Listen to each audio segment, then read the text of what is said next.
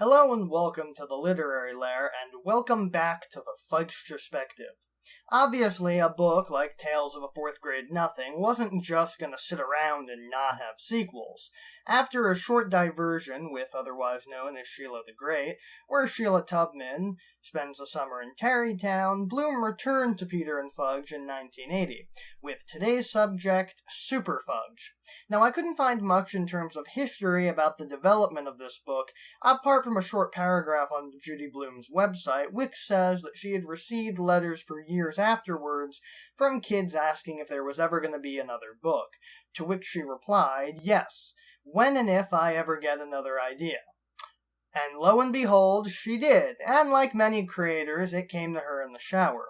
Her plan was to inject some excitement into the Hatcher family by adding in a new baby and moving them temporarily out of New York to Princeton, New Jersey, which Bloom herself had done with her own family.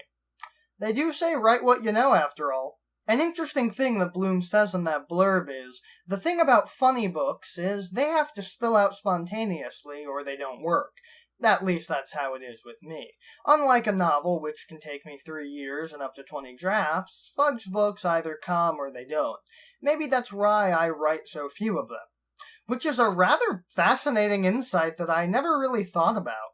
Probably explains why we didn't get a 5th Fudge book in 2012. But anyway, that's all I could find out about in terms of history, so let's not waste any more time. It's a bird. It's a plane. No! It's Superfudge! That'll make sense later, I promise.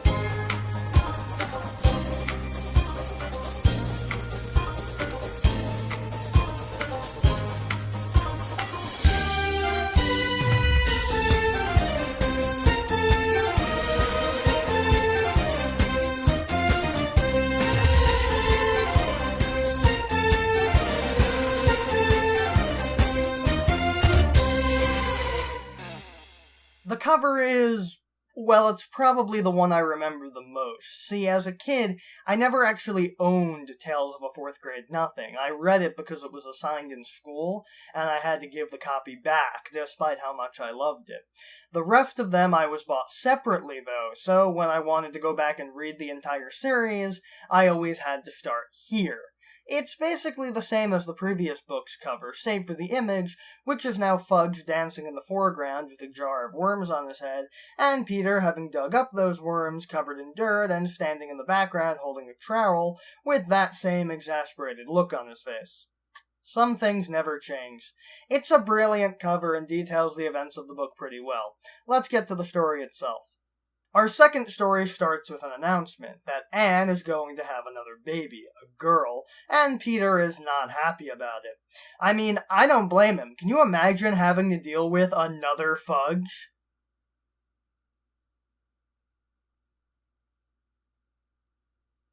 He plans to run away, but his plans are halted by dinner, and 5 months later, they informed Peter 4 months in, his baby sister Tamara is born, although she quickly gets nicknamed Tootsie, in part due to the way that Anne and Warren baby talk to her and one of Grandma's favorite songs. Yeah, it does seem that apart from Peter, they have a penchant for naming their kids after candy. If they have another kid, I bet they'll be named Nougat. Or Patty. After she's born, Fudge gets a little bit of a taste of how Peter's life has been, as Tootsie gets more attention than him, which he's not really a huge fan of, acting out a lot, and claiming Tootsie is asking for him to hide her in closets. At the end of the school year, Anne and Warren drop another bomb. They're going to move for a year to Princeton, New Jersey, as Warren wants to take a sabbatical from the agency to write a book about the history of advertising and its effect on the public. Peter is not happy, and who can blame him? They picked the worst state in the country. And if I have any fans in New Jersey, I apologize for that remark, but I have a weird, irrational hatred for New Jersey. It's either misguided pride for New York, or some subconscious anger because a few of my childhood friends' families moved to New Jersey, and so I resent the state for taking those friends away. Anyway, Peter again plans to run away, but they explain to him that it's not only for a change of pace, but also to allow Warren to spend time with Tootsie, since, as we saw last week, he wasn't really around much for the important stuff in Peter and Fudge's childhoods, and, well, Peter has no choice. Peter tells Jimmy Fargo about the move, and Jimmy doesn't take the news well, being mad at Peter for the decision that was absolutely not up to him. Though Jimmy has a really good reason to be angry, and it's one of the more fascinating parts of the book. In between the first book and this one, Jimmy Fargo's parents got divorced, which colors his behavior throughout the story. And it's why Peter's initial instinct isn't just to live with the Fargos, because they're going through some stuff. Jimmy and Peter make up shortly before the big move, and Peter does realize that some things might be better living in New Jersey. No Sheila Tubman, no picking up dog poop because he'll have a huge yard for Turtle to poop in, and he even gets a good final dig on Sheila when he tells Turtle to sick her. Which Turtle doesn't understand, but he is affectionate and wants to lick her face, which freaks Sheila out.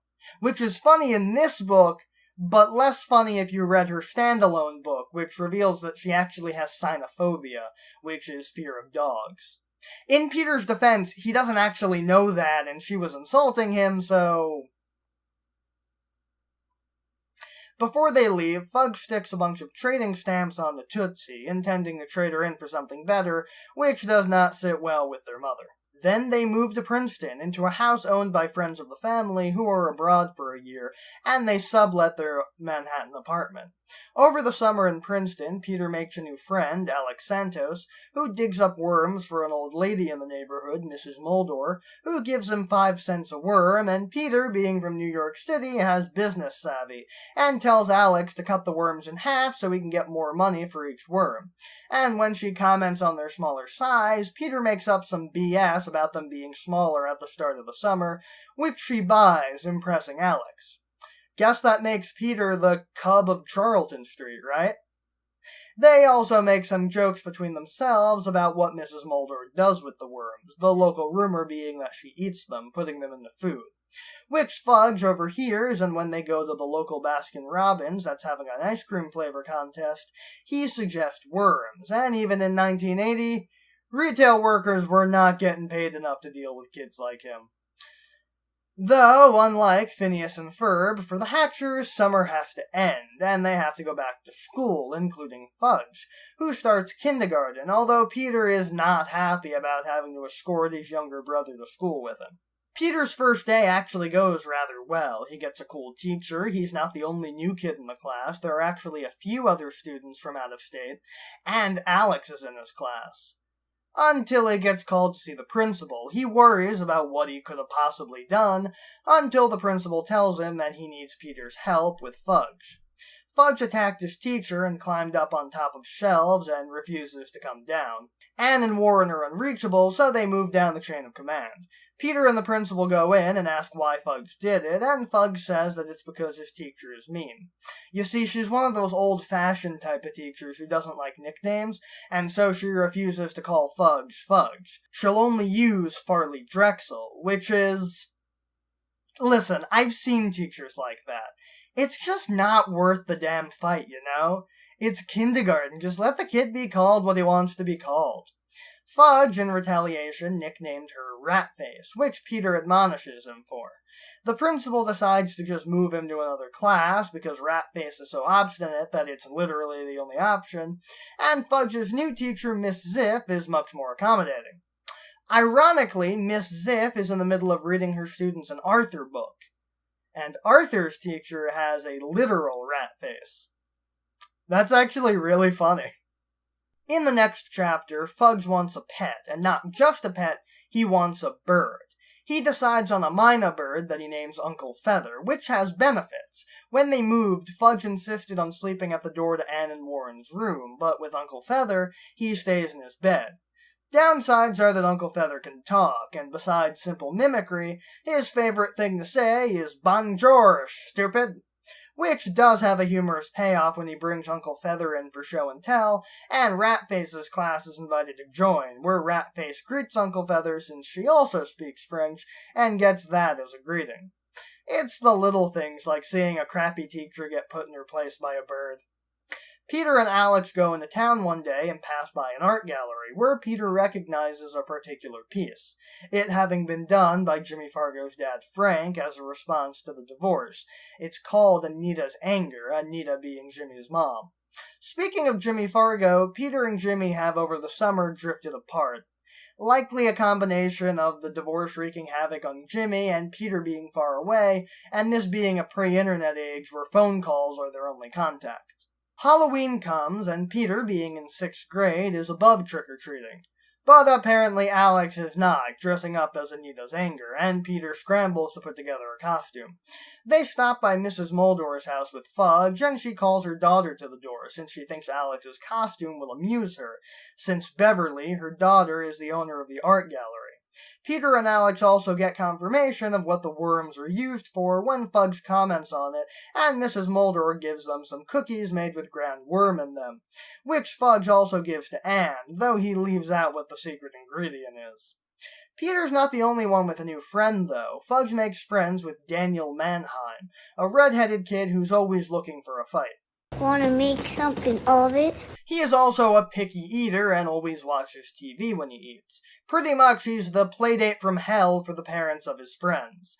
Jimmy Fargo comes to visit, remarking on the stuff that's changed, like how big Tootsie has gotten and how she started crawling, meeting Uncle Feather, who insults him, and then he, Peter, and Alex hang out, going into town with Fudge and Daniel, and introducing Jimmy to Beverly, and Jimmy agrees to arrange for her to meet with his dad.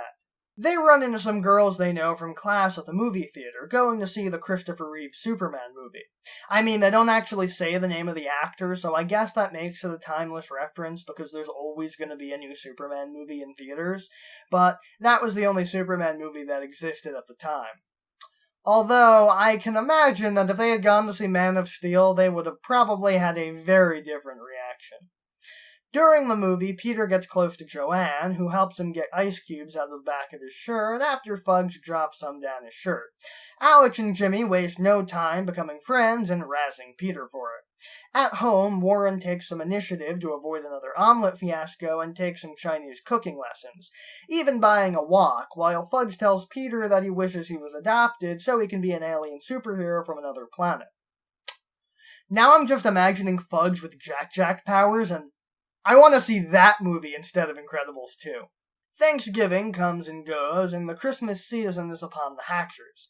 And I'm just gonna put out a content warning. I can't imagine why any children that young would be watching my videos, but in the event you happen to be watching this with a young kid in the room, kick them out if they're not in on the secret.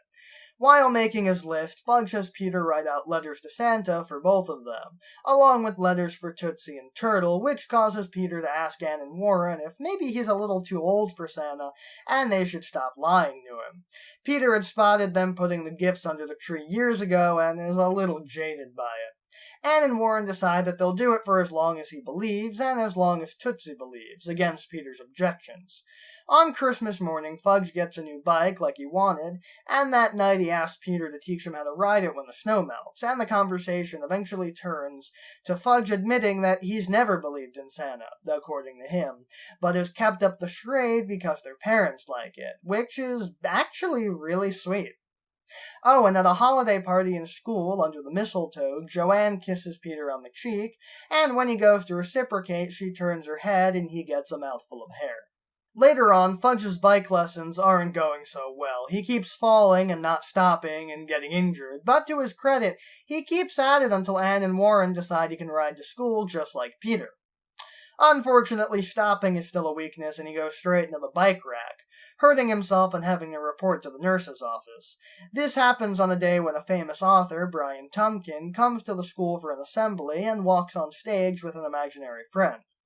Brian asks if anyone can see him, and who should respond that he can see him? Naturally, it's Fudge, and he's invited on stage for a chalk talk, where Fudge will describe a person and Brian will draw them. A neat idea, but not so much when Fudge is involved. He starts describing a tall, balding, fat guy with a pointy nose, glasses, and a mustache with a crooked tooth who walks like a duck.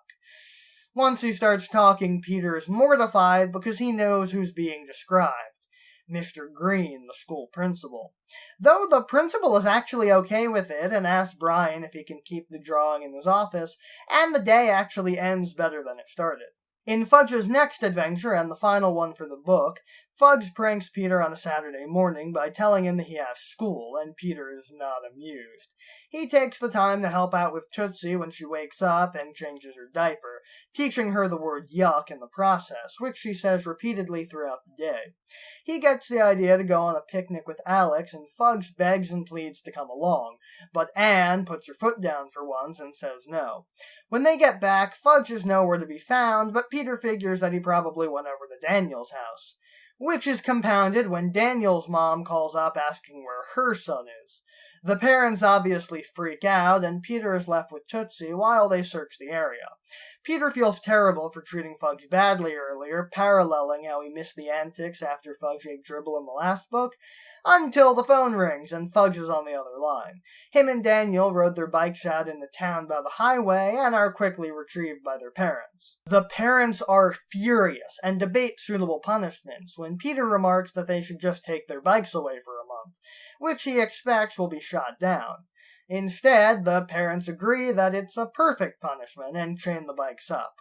That night, Anne and Warren mention that their year away from the city is nearly up.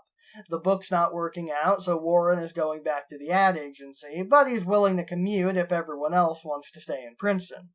Peter wants to go back to New York, that's a given. Anne's debating taking some classes at NYU. Fudge claims to not remember New York, but wants to go back once they mention Henry in the elevator. The final person to ask is Tootsie, who simply remarks with yuck. Now, Peter knows that she's only mimicking what he said that morning, but to everyone else, that makes the vote unanimous, and the family agrees to go back to New York City as the novel ends, because to some people, there is no place like New York, and the Hatchers are those sort of people. And not that anyone asked, but so am I. The book is, well, like I said, it's the one I always went back to when I would read all of them, so it's the one that I've probably read the most. And it's still just as good as I remember. This was another delight going back and reliving the memories.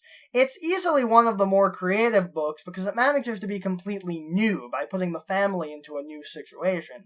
No retreading on anything from the previous book, apart from how the climax is one of Fudge's wild adventures, but considering that that's what the entire series is about, that makes sense. The book is sharp-witted, brilliantly funny, as timeless as the last one, and even has a lot of touching moments in it. One of the very cool aspects in this is the stuff about Jimmy Fargo's parents' divorce, because not a lot of children's media, at least from the 80s, covers divorce, as far as I know, and not many cover it from the perspective of the kid who isn't living it, which sort of makes it more real, because it's one thing to read about the kid whose parents are being divorced, but to be reading about someone on the complete outside, it makes Jimmy's story even more compelling. Mainly because we don't have all the details. All we know is that Peter's friend is caught in the middle of something horrible. Personally, I really like that. I also like with how adding in a baby sister, the makeup of the Hatcher family perfectly mirrors my own family. Though thankfully we never moved to New Jersey. While the first book was by no means shaky, this one is definitely more solid, helped by its increased length, and the fact that many situations from the previous book are expanded upon here, like Warren taking a more active parental role apart from disciplinarian, and Fudge doing his usual shenanigans and learning lessons from them. There's also a lot of fun stuff with the new characters, like Alex, Joanne, and Daniel Mannheim. You want to make something of it? I don't remember if any of them ever reappear. My guess is probably not, which is a shame, because Princeton was full of interesting characters, though I know we'll be seeing a few of them again in the future, along with returning characters from the first book. As such, and surprise, surprise, I also highly recommend this book as well. It's a fun family story, and the continued adventures of the Hatchers is very enjoyable to revisit, even as an adult. Overall, I still love this book, though if you saw last week's video, that can't be much of a shock. Come back next week for the next installment of the Fudgetrospective, when we delve into the third book in the series, Fudgeomania. See you next time.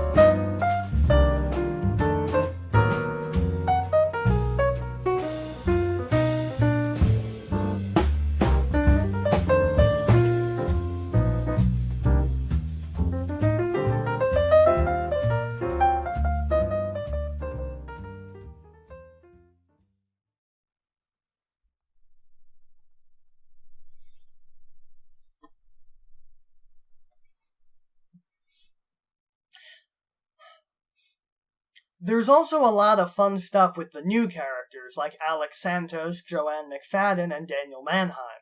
You want to make something of it? No. Want to make something of it?